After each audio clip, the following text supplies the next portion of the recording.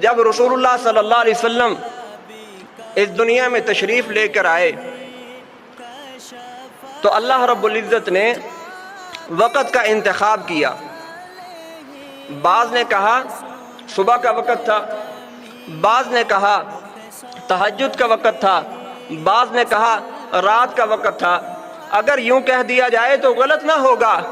جب اللہ رب العزت نے اپنے محبوب آقا مدنی کریم حضرت محمد صلی اللہ علیہ وسلم کو اس دنیا میں بھیجا تو رات جا رہی تھی، صبح آ رہی تھی، اندھیرے جا رہے تھے، سویرے آ رہے تھے، ظلمتوں کے اندھیرے ختم ہو رہے تھے، ہدایت کی روشنی پھیل رہی تھی۔ ساری کائنات نے دیکھا، عرش و کرسی نے دیکھا، زمین و آسمان نے دیکھا، حجر و شجر نے دیکھا، بحر و بر نے دیکھا کہ حضور علیہ السلام اس دنیا میں آ گئے، ختم نبوت کا سورج طلوع ہو گیا۔ سنت جمیع خصالہ صلی